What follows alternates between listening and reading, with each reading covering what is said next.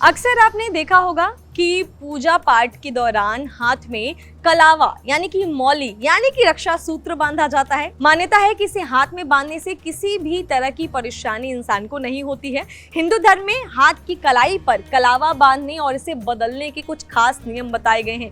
इन्हीं नियमों को ध्यान में रखकर ही कलावा बांधना और बदला जाना चाहिए। कुछ लोग अपने हाथों से कलावा इसलिए भी उतार देते हैं क्योंकि ये काफी पुराना हो जाता है और इसे बदल कर नया बांध लेते हैं, लेकिन ऐसा करना हिंदू धर्म में अशुभ माना गया है।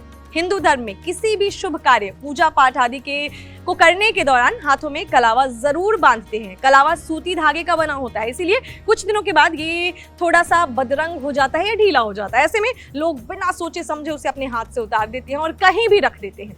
ऐसा माना गया है कि कलावे को बेवक्त खोलना और यहाँ वहाँ कहीं भी रख देना बिल्कुल भी शुभ नहीं होता है। हिंदू धर्म शास्त्र में कलावे के महत्व को बताया गया है। साथ ही इसे उतारने और बदलने के जितने भी नियम हैं, आज मैं आपको इस वीडियो में बताने वाली हूँ कि अगर आपने भी हाथ पे कलावा बांधा है, मुझे लगता है शायद हर हिंदू के हाथ पे कलावा आपको देखने को मिल जाएगा, कभी ना कभी वो बांधते ही हैं। तो सबसे पहले मैं आपको बताती हूँ कि कलावा जो है कब बांधा जाता है, कौन सा दिन निर्धारित है। तो हिंदू धर्म में कलावा मांगलिक कार्यों, पूजा पाठ, हवन, यज्ञ इत्यादि के समय बांधा जाता है। इसके अलावा जब ये कलावा पुराना या खराब हो जाए तो इसे बदला जाना भी बहुत जरूरी है।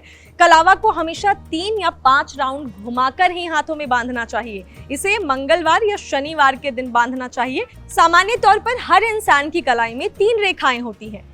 इसे मणिबंध कहा जाता है। इन रेखाओं को शिव, विष्णु और ब्रह्मा कहते हैं। इन तीनों रेखाओं में माता शक्ति, लक्ष्मी और सरस्वती का वास माना जाता है। जब भी रक्षा सूत्र कलाई में बांधा जाता है तो उसे 3 बार लपेटा जाता है। ये रक्षा सूत्र त्रिदेव और 3 देवियों को समर्पित होता है। मंत्र उच्चारण के साथ रक्षा सूत्र बांधने से ये उस इंसान की एक जो मौली या कलावा कह लीजिए, ये उस इंसान की रक्षा करते हैं। नेगेटिव एनर्जी से बचाव होता है। तो ये तो कब बांधना चाहिए ये बताया, अब कब कलावा हाथ से उतारना चाहिए, खोलना चाहिए, ये जानिए। जिस प्रकार कलावा हाथ में बांधने को लेकर नियम है, उसी प्रकार इसे खोलने के भी कुछ नियम है। इसके बावजूद भी लोग इसे कभी भी उतार देते हैं, लेकिन ऐसा करना बिल्कुल सही नहीं है। शास्त्रों के मुताबिक कलावा उतारने के लिए अमावस्या, मंगलवार और शनिवार का दिन सबसे शुभ माना जाता है। इस दिन आप इसे उतार कर नया कलावा हाथ में बांध सकते हैं। कलावा उतारने के बाद आप उसे जल में प्रवाहित कर दें या फिर पीपल के नीचे रख दें। कलावा को कभी भी गंदे स्थान पर नहीं फेंकना चाहिए। इसे आप विषम संख्या वाले दिन भी उतार सकते हैं। बस इस बात का आपको ध्यान रखना है कि इन विषम संख्या वाले दिन में मंगलवार, शनिवार ना पड़ रहा हो।